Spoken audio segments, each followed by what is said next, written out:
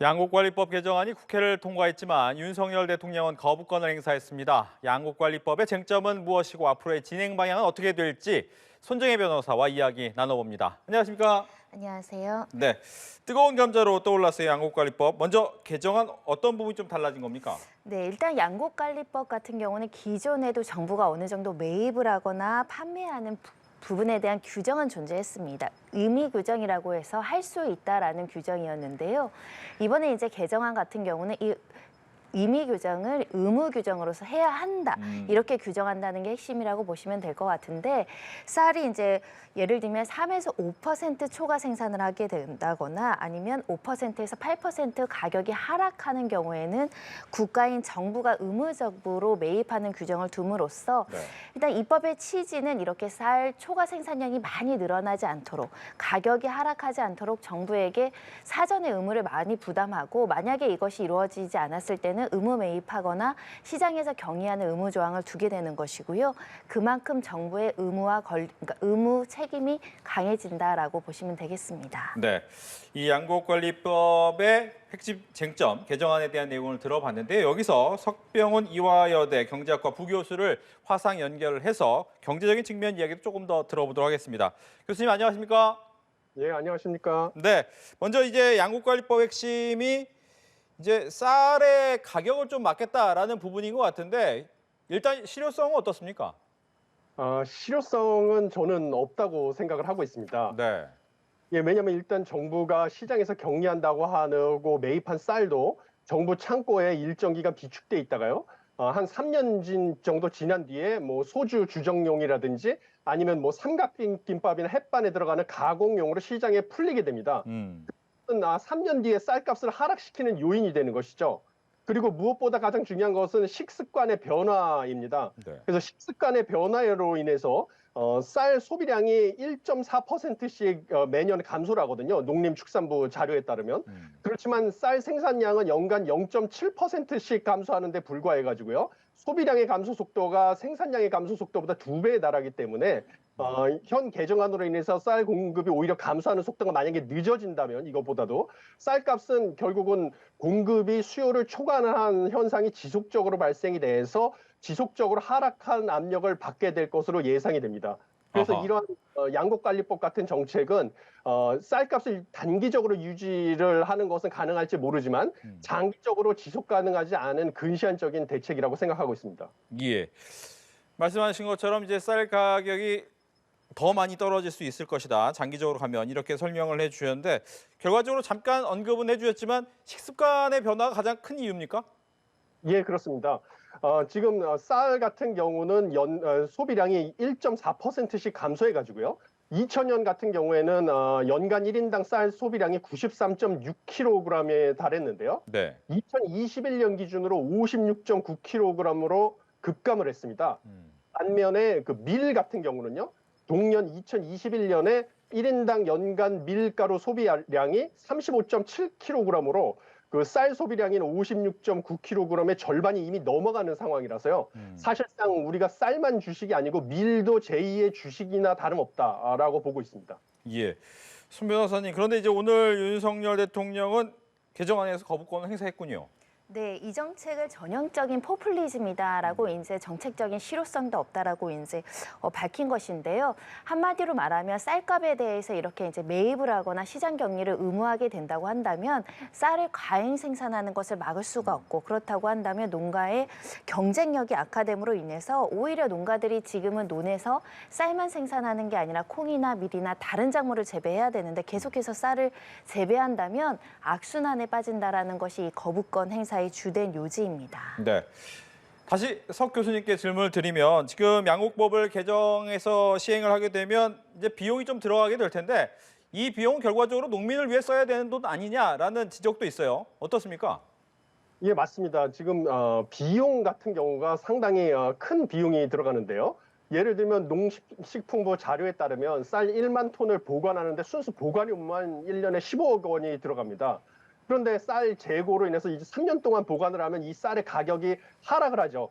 그리고 이외에 금융 비용 등을 감안하면 사실상 쌀 1만 톤을 보관하는데 30억 원 안팎의 비용이 들어가고요. 예. 역발 기준 재고량 보관해야 될 재고량이 190만 톤의 단순 대입을 하면 1년에 5천억 원 가량의 예산이 추가로 필요한 셈이 됩니다. 그렇기 때문에 이거는 상당량의 세금이 들어가고요. 이것보다는 여기에 들어갈 예산을 갖다가 뭔가 농업 발전을 위해서 다른 쪽으로 쓸 수가 있는데요. 개인의 주식이라고 할 밀, 아까 말씀 밀 같은 경우는 우리나라가 이런 양이 지금 1%가 채 아닙니다. 네. 때문에 밀 재배를 확장시키기 위해서 좀 보조금을 지급하는 거 있는데 그거를 더 늘리는 전략작물 직불금 제도라는 제도가 있거든요, 지금. 그런데 그 양을 그 금액을 좀 더 방향으로 밀 재배 법률을 갖다 피는 쪽으로 정책을 하는 것이 나은 것이 아니냐 이런 생각을 하고 있습니다. 예. 그렇다면 여기 안에서 보면 개정안의 내용이 이제 시장 격리 기준이 나와 있긴 합니다. 쌀의 초과 생산량이 3에서 5%, 또 가격은 전년보다 5에서 8% 떨어지면 이제 되는 것이다라고 하는데 이 기준을 조금 바꾸게 되면 실효성이 있어질 수 있습니까? 어떻습니까?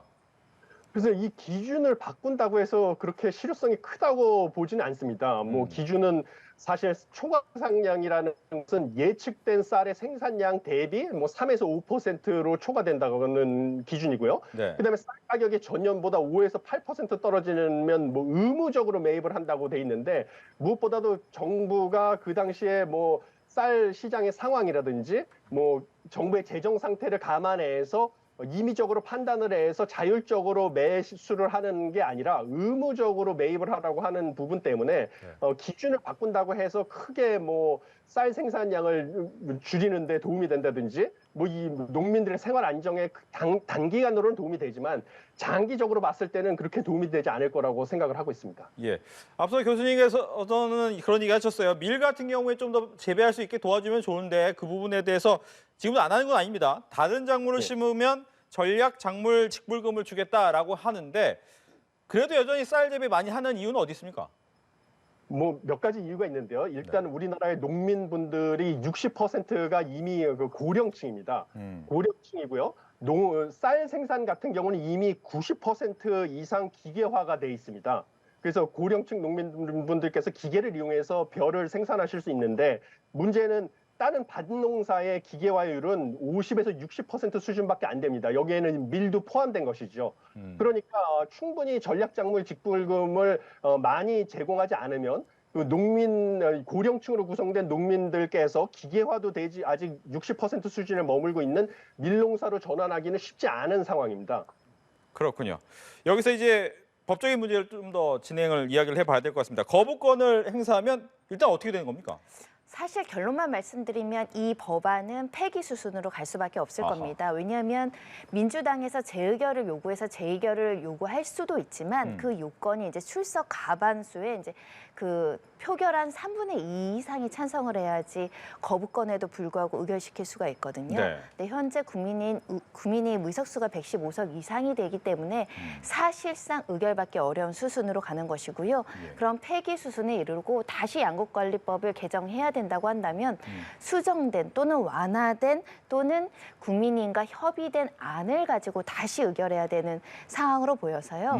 일단은 폐기 수순을 간다고 하더라도 양곡관리법에 대한 농민들의 개정 요구는 끊임없이 있어 왔습니다. 예. 그리고 정책적 목적으로서 쌀 재배 면적을 줄이고 다만 쌀 공급을 안정적으로 해서 식량 주권을 확보하자는 게 사실 여야의 공통적인 목적이거든요.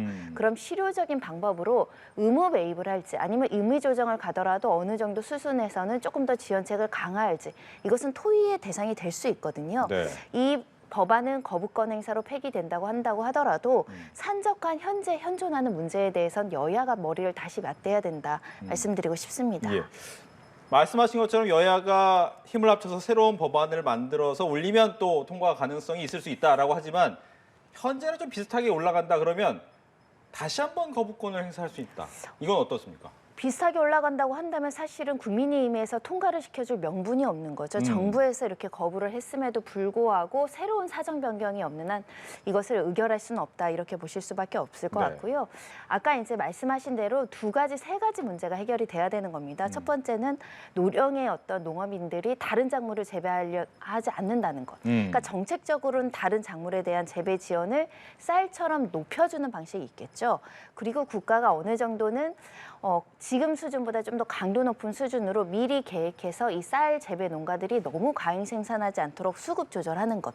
그리고 수급 조절을 규제하면서 또는 규제만 해서는 안 되니까 다른 보상책이 있어야겠죠. 이 부분들을 적절하게 실행을 할 수 있다고 한다면 충분히 이 농업의 어떤 양곡관리법에 대한 문제를 해소할 수 있지 않을까 생각이 들어서요. 네. 지금은 약간은 정쟁화된 느낌입니다. 그러니까 여야가 서로 힘싸움을 하고 있고 또 대통령이 가지고 있는 거부권으로서 서로의 주장만 하고 있는데 궁극적인 목적은 하나입니다. 우리 농민들을 보호하고 우리 농민들을 보호해야 우리가 식량 주권을 획득할 수 있다라는 면에 있어서는 네. 같이 싸우지 않고 합리적인 대안을 마련해보자 이야기해볼 수 있을 것 같습니다. 예, 대책까지 이제 손정혜 변호사가 이야기를 해주셨고요. 여기에 같은 대책을 이번에는 석병원 부교수께 질문을 드리겠습니다. 농민을 좀 보호하면서 어떻게 보면 우리 이 양곡관리법의 변화를 좀 가져온다면 어떤 대책이 좀 필요할까요? 예, 결론은 뭐 손 변호사님께서도 지적해 주셨다시피 저도 결국은 전략작물 직불금을 갖다가 현실화시키는 것이 필요하다고 봅니다. 그러니까 예를 들면 가까운 나라인 일본의 예를 들면요. 1970년대에는 밀 자급률이 4% 수준에 불과했는데요. 현재는 그것을 15% 수준까지 끌어올렸습니다. 그런데 일본 같은 경우는 전략작물 직불금이요. 그 재배 면적 1헥타르당 하나로 약 500만 원 상당으로서요. 현재 우리나라에서 지급하는 전략작물 직불금은 약 50만 원에서 250만 원에 뭐 2배 이상 되는 전략작물 직불금을 지급하고 있습니다. 그러니까 일본의 예에서 볼 수 있듯이 뭔가 밀 아니면 뭐 콩 이건도 사실 제2의 주식에 가깝거든요. 이런 밀하고 콩의 자급률을 높이기 위해서 전략작물 직불금을 갖다가 현실화시켜서 지금보다 좀 인상을 하고요. 그다음에 무엇보다 고령층 농민들께서 밀을 재배하는데 두려움이 있기 때문에 그 가장 큰 이유는 기계화율이 60%에 불과하다는 데 있습니다. 그래서 밀을 갖다가 기계화시켜서 재배할 수 있게 뭔가 새로운 농기구라든지 이런 거를 구매하는데 보조금을 지불하고 밀 재배 방법에 대해서 뭔가 교육 뭐 이런 것을 하는 것이 필요하다고 생각을 하고 있습니다. 네, 이렇게 해서 경제적인 분야에 대해서는 석병원 이화여대 경제학과 부교수와 얘기를 들었습니다. 오늘 얘기 잘 들었습니다, 교수님. 네, 감사합니다. 네, 끝으로 손정혜 변호사께는 하나 더 질문을 드리면 거부권 행사가 참 많지 않은 경우인데 이런 경우가 있었습니다. 이 부분에 대해서 여야가 힘을 합쳐야 되는데 쉽지는 않아 보여요.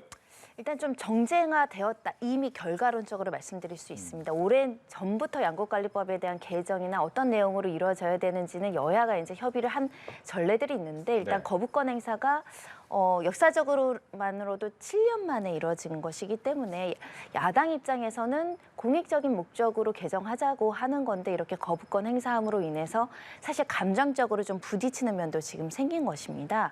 하지만 그렇다고 해서 힘겨루기라던가 이 농민의 어떤 최우선적인 정책적인 목적을 뒤로 하면서까지 정쟁에 빠지는 모습을 보면 오히려 역풍이 불 수 있습니다. 따라서 지금 이야기 나오고 있는 포퓰리즘이다. 오히려 정책적으로 농민들에게 더 악순환적인 어떤 경쟁력을 악화시킨다라는 이 지적을 해소할 수 있다면 다시 개정을 시도할 수도 있는 것이거든요. 그런 면에서는 국민에게 설득적인 기능, 이 법이 왜 필요하고 이 법의 근본적인 목적이 무엇이며 지금 예상되는 부작용과 지금 1조 원대의 손실이 날 수 있다라는 지금 연구원의 보고가 나와 있습니다. 이것을 줄일 수 있는 실효적인 개정안을 다시 마련할 필요가 있어 보입니다. 알겠습니다. 이렇게 해서 양곡관리법과 관련해서 손정혜 변호사와 이야기 나눠봤습니다. 오늘 얘기 잘 들었습니다.